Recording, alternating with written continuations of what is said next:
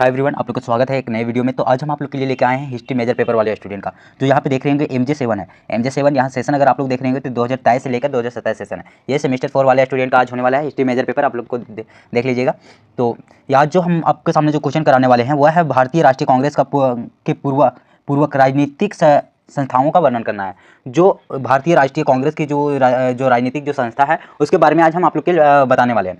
तो अगर चैनल में नए होंगे तो चैनल को सब्सक्राइब जरूर कर दीजिएगा और ज़्यादा से ज़्यादा अपने दोस्तों के पास शेयर कीजिएगा, ताकि जितना भी आने वाले जो नेक्स्ट वीडियो है वो आप तक जल्दी पहुँचे और आप काफ़ी ज़्यादा बेहतरीन तरीके से एग्जाम की तैयारी कर सकते हैं। तो चलिए शुरू करते हैं भारतीय राष्ट्रीय कांग्रेस के बारे में, इसकी राजनीतिक संस्थाओं का के बारे में जानेंगे। इसकी भारतीय राष्ट्रीय कांग्रेस का स्थापना कब हुआ था, सारा एक एक चीज़ों के बारे में हम डिटेल बाय डिटेल आप लोग को समझाने वाले हैं और बताने वाले हैं। तो सर्वप्रथम इसकी भूमिका के बारे में हम लोग देखते हैं। तो इसकी भूमिका के बारे में किस प्रकार से बोला गया है। तो जो भारतीय राष्ट्रीय कांग्रेस की जो भूमिका है वह है भारतीय राष्ट्रीय कांग्रेस इंडियन नेशनल कांग्रेस की स्थापना 28 दिसंबर 1885 ईस्वी में हुई। मतलब भारतीय राष्ट्रीय कांग्रेस की स्थापना कब हुई थी, तो 28 दिसंबर 1885 ईस्वी की इसकी स्थापना हुआ था। परंतु इसका उदय अचानक नहीं हुआ था। इसके पहले भारत में अनेक राजनीतिक, सामाजिक और सांस्कृतिक तथा अर्ध राजनीतिक संस्थाएं की सक्रिय थी।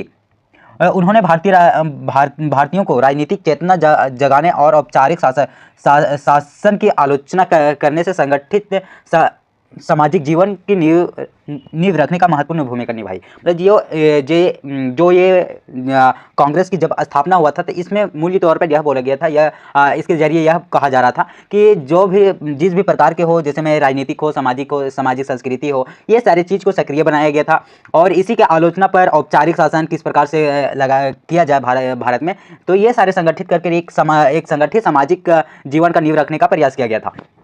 इन संस्थानों ने भी आगे चलकर कांग्रेस जैसी अखिल भारतीय संस्था के लिए औपचारिक, संगठनात्मक और नेतृत्व आधार प्रदान किया। और परंतु निबंध में भारतीय राष्ट्रीय कांग्रेस का पूर्ववर्ती राजनीतिक संस्थाओं का विस्तृत वर्णन किया गया है। जो भारतीय राष्ट्रीय कांग्रेस की जो स्थापना हुआ था उससे पहले काफ़ी ज़्यादा इसका विस्तृत तौर पर वर्णन किया गया था, विस्तृत तौर पर इसका व्याख्या किया गया था कि किस प्रकार से भारतीय राष्ट्रीय कांग्रेस का स्थापना किया जाए, उसके किस प्रकार से पहलुओं को, सारा एक एक चीज़ों को देखा गया था और अध्ययन किया गया था। तो चलिए हम लोग देखते हैं कि औपनिवेशिक पृष्ठभूमि में राजनीतिक चेतना का विकास, मतलब किस प्रकार से भारतीय राष्ट्रीय कांग्रेस की स्थापना के तौर पर औपचारिक पृष्ठभूमि इसका क्या रहा है राजनीतिक तौर पर, उसको हम देखने वाले हैं। तो फर्स्ट पॉइंट में यही जो लिखा गया है, इसमें यह लिखा गया कि 18वीं शताब्दी के उत्तरार्ध और 19वीं शताब्दी के पूर्वांध, मतलब 18वीं शताब्दी के अंत में और 19वीं शताब्दी के पूर्व में, मतलब प्रथम में भारत पर ब्रिटिश ईस्ट इंडिया कंपनी का प्रभुत्व स्थापित हो चुका था। मतलब ब्रिटिश ईस्ट इंडिया कंपनी का जो स्थापन जो किया गया था, कब किया गया था,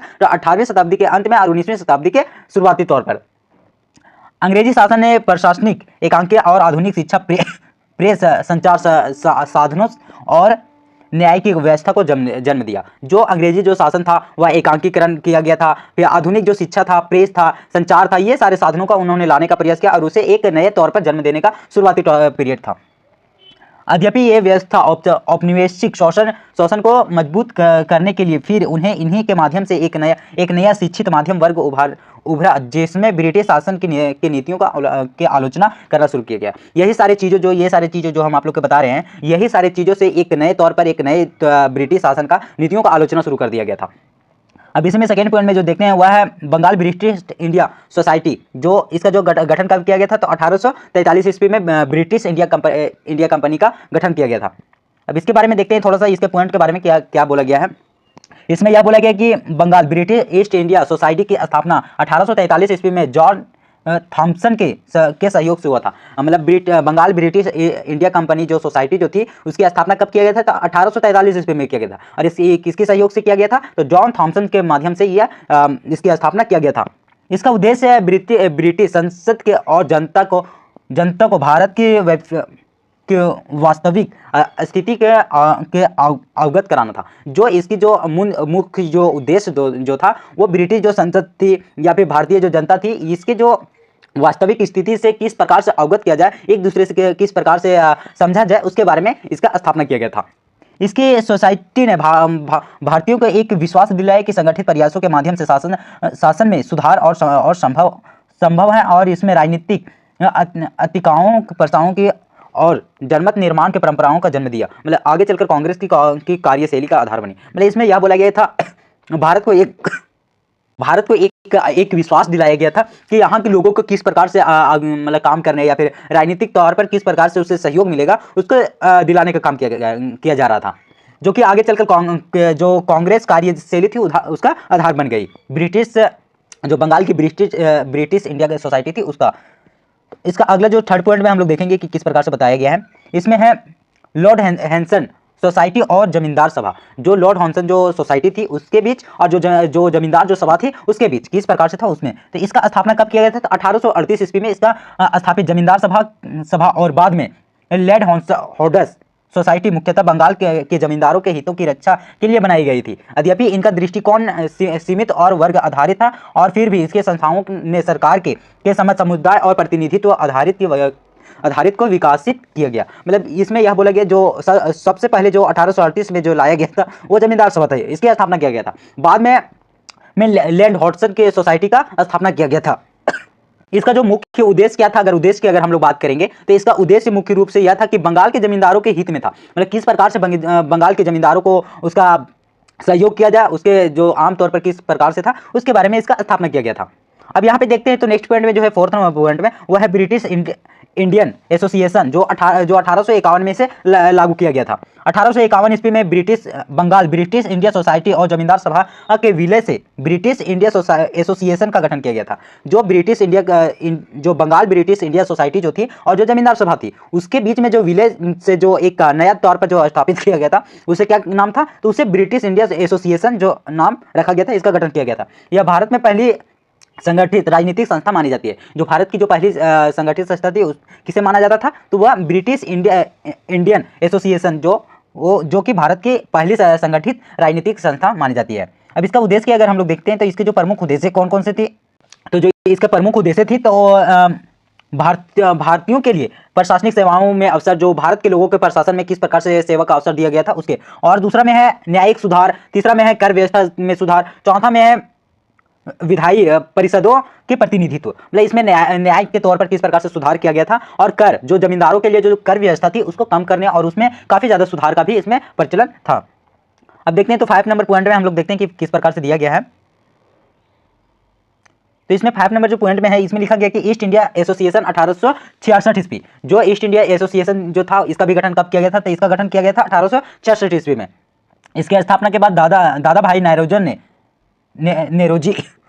नौरोजी ने लंदन में कि जो एसोसिएशन जो ये था ये कहाँ किया गया था? तो ये लंदन में किया गया था। और किसके द्वारा किया गया था? तो ये दादा भाई नौरोजी के तौर पर इसे गठन किया गया था। इसका उद्देश्य था कि ब्रिटिश जनता और संसदों के भारतीय समस्याओं से अवगत कराया जाए। जो ब्रिटिश की जो जनता थी और जो संसद जो भारतीय के लोगों की जो संसदें जो थी उससे आमतौर पर एक दूसरे से अवगत कराया जाए कि जो भारत की जो समस्या है उसे ब्रिटिश की जनता तक कैसे पहुँचाया जाए, ब्रिटिश सरकार तक कैसे पहुँचाया जाए। अब दादा भाई नौरोजी ने इस मंच के माध्यम से क्या कहा गया है उसके बारे में यहाँ 3 पॉइंट जो लिखा गया है उसके बारे में देखेंगे। तो भारत से धन निकास की सिद्धांत प्रस्तुत करना। जो भारत से जो धन था उसका किस प्रकार से निकास किया जाए उसके बारे में बताया गया था। सेकंड पॉइंट में है तो वहाँ भारतीयों के प्रति नस्लीय भेदभाव के उजागर किया। जो भारत के जो यहाँ के जो नस्लीय जो पदार्थ है उसके प्रति किस प्रकार से भेदभाव था उसके बारे में। जो थर्ड पॉइंट में है वह प्रशासनिक सुधारों की मांग किया गया था। जो यहाँ की प्रशासनिक जो व्यवस्था था काफी ज्यादा दुर्बल था, कुरीतियां थी यहाँ पे, उसको सुधारने की मांग किया गया था। यह संस्था भारतीय राष्ट्रीय के अंतरराष्ट्रीय मंच पर ले जाने का पहले संगठन का प्रयास किया गया था। जो भारत की जो संस्था थी इसे अंतरराष्ट्रीय तौर पर किस प्रकार से ले जाया जाए, इसका किस प्रकार से सुधारा जाए, ये दादा भाई नौरोजी का कार्य करने में काफी ज्यादा सफलपूर्वक प्रदान था। तो चलिए इसका निष्कर्ष के बारे में देखते हैं, उपसंहार के बारे में कि किस प्रकार से यहाँ पे लिखा गया है उसके बारे में। तो यहाँ उपसंहार का मतलब यहाँ पे निष्कर्ष होता है जो कि पूरा जितना हम 5 पॉइंट जो बताएं 5 पॉइंट और जो भूमिका बारे, तो सारे एक एक चीज़ों की इसमें जो आप अगर ग्रेजुएट लेवल में अगर आप एग्जाम दे रहे हैं तो उपसंहार या फिर निष्कर्ष लिखना आपके लिए बहुत बेहतरीन तरीके से भूमिका निभाती है। तो इसके उपसंहार के बारे में हम लोग देख लेते हैं। उपसंहार में यह बोला गया, निष्कर्ष में यह बोला गया कि भारतीय राष्ट्रीय कांग्रेस का पूर्ववर्ती राजनीतिक संस्थाएं भारतीय राष्ट्रवाद के विकास में मील का पत्थर थी। जो इसमें बोला गया कि भारतीय राष्ट्रीय किस प्रकार से यहाँ पे राजनीतिक संस्था थी उसके बारे में। यद्यपि वे सीमित दायरों में कार्यरत थी और फिर भी उन्हें राजनीतिक चेतना, संगठन और विचारधारा का वह आधार तैयार किया गया था जिस पर आधुनिक भारतीय राजनीति का भवन खड़ा हुआ है। कांग्रेस का उदय इन संस्थानों की स्वाभाविक परिणति था। मतलब इसमें यह बोला गया कि किस प्रकार से भारतीय राष्ट्रीय कांग्रेस का विकास हुआ था और इसकी जो संगठन विचारधारा थी किस प्रकार से तैयार किया गया था उसके बारे में, और जो कांग्रेस का उदय जो किया गया था इसके संस्थाओं का, ये सारी चीज़ों का परिणति इसमें सारा का प्रदान था। अतः भारतीय स्वतंत्रता आंदोलन का इतिहास इन पुनवर्ती राजनीतिक संस्थाओं का स्थान अत्यंत महत्वपूर्ण माना जाता है। मतलब इसमें यह बोला गया कि जो भारतीय राष्ट्रीय कांग्रेस था उस समय की काफ़ी ज़्यादा सर्वश्रेष्ठ और काफ़ी ज़्यादा महत्वपूर्ण माना जाता था। तो यही था जो कि भारतीय राष्ट्रीय कांग्रेस के बारे में थोड़ा बहुत बताने का प्रयास किए थे। तो एग्जाम के तौर पर अगर इसे जिस टाइप से हम 5 पॉइंट बाय पॉइंट हम आप लोग को समझाने का प्रयास किए हैं, इसी टाइप से लिखिएगा तो काफ़ी ज़्यादा आप लोग का बेहतरीन से बेहतरीन तरीके से आप लोग का नंबर आने की संभावना है। तो चलिए मिलते हैं फिर से एक नए वीडियो के साथ, तब तक के लिए बाय, जय Hind, all the best, thank you so much.